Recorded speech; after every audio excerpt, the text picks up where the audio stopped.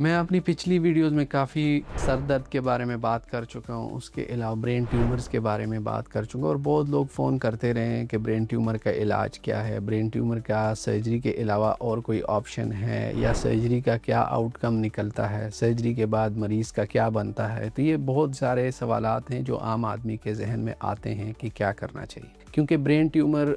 किसी भी फैमिली में किसी को हो या किसी भी मरीज़ को हो तो उसके लिए एक शॉकिंग चीज़ होती है और बड़ा मसला होता है, उसकी गाइडेंस प्रॉपर ज़रूरी होती है। अच्छा, ब्रेन ट्यूमर की मैं पहले बात कर चुका हूँ, मुख्तलिफ़ अक़साम होती हैं, कुछ जड़ों वाली रसोलियाँ होती हैं, कुछ बग़ैर जड़ों वाली रसोलियाँ होती हैं। उसके ट्रीटमेंट ऑप्शन में आ जाता है कि आपके पास सबसे पहली बात ये होती है कि ब्रेन ट्यूमर का साइज़ क्या है, आया वो आसपास की ब्रेन के हिस्सों पे दबाव डाल रहा है कि नहीं, उसकी वजह से अलामात आ रही हैं कि नहीं आ रही। अलामात में ये है कि सर दर्द जिसकी शिद्दत में इजाफ़ा होता जाता है, वो सर दर्द जो सुबह के टाइम ज़्यादा होती है, सर दर्द जिसके साथ उल्टी होती हो और उल्टी के बाद सर दर्द बेहतर हो जाती हो, या जिस्म के किसी हिस्से में सुनपन हो जाए या कमज़ोरी हो जाए या नज़र चली जाए या बात करने में दुश्वारी हो, ये सारी अलामात होती हैं। ये अलामात ब्रेन ट्यूमर के पेशेंट में आएँ तो फिर सर्जरी की तरफ पेशेंट जाता है। अब ब्रेन ट्यूमर की किस्म कौन सी है, आया जड़ों वाली है रसोली या जब बग़ैर जड़ों की रसोली है, दोनों में फिर रिकवरी पीरियड जो होता है और उसके अलावा प्रोग्नोसिस जिसको हम कह सकते हैं कि भाई वो क्या होगा।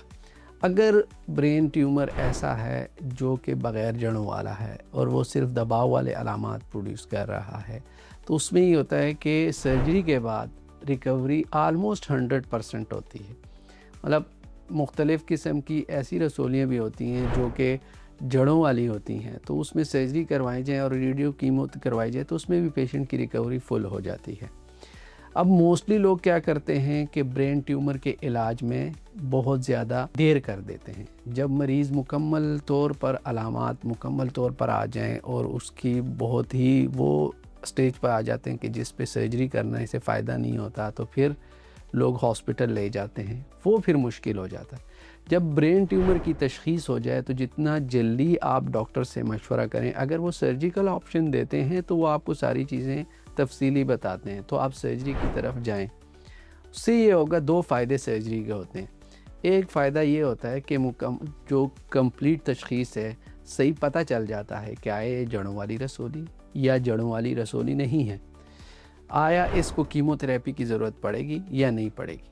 क्योंकि कोई दूसरा तरीका नहीं है कि मुकम्मल तौर पर तशख़ीस हो जाए कि ब्रेन की जो रसोली है, दिमाग की रसोली है, उसकी कौन सी किस्म है। दूसरा फ़ायदा ये हो जाता है कि वो ट्यूमर निकल जाता है। अगर वो सुपरफिशियल ट्यूमर है तो वो निकल जाएगा और मरीज़ की जो है आगे की ज़िंदगी बेहतर हो जाती है और उसके अलावा वो नॉर्मल एक्टिविटीज़ में आ जाता है। और अगर इन केस वो जड़ों वाली रसोली निकल भी आती है तो सर्जरी का फ़ायदा ये हो जाता है कि जो ट्यूमर लोड हम इसे कहते हैं कि जो ट्यूमर का ज़्यादातर हिस्सा है वो निकल जाता है, तो फिर थोड़ा बहुत जो बच जाता है वो कीमो और रेडियोथेरेपी से उसको बेहतरी हो जाती है। तो ये है कि अगर जड़ों वाली रसोली भी है तो उसका जो लाइफ स्पेन है वो थोड़ा सा मतलब बढ़ जाता है और उसके अलावा मरीज़ की तकलीफ़ में कमी आ जाती है। तो इस वजह से सर्जिकल ऑप्शन एक बेस्ट ऑप्शन रहता है। उसके अलावा दूसरी चीज़ें जो ब्रेन ट्यूमर के इलाज में होती हैं वो हैं कि अगर झटके मरीज़ को पड़ रहे हैं तो उसको झटकों की दवाई देना, तो वो जारी रखनी चाहिए। सोजिश है तो उसके लिए गोली देना, लेकिन ये सारी चीज़ें आप अपने डॉक्टर से मिल के और पूरा मशवरा करके डिसाइड करते हैं। मिथ्स पे यकीन नहीं करना चाहिए, क्योंकि मरीज़ बड़ी तकलीफ़ से गुज़र रहा होता है और जितना आप लेट करते जाते हैं उसकी हालत बिगड़ती जाती है।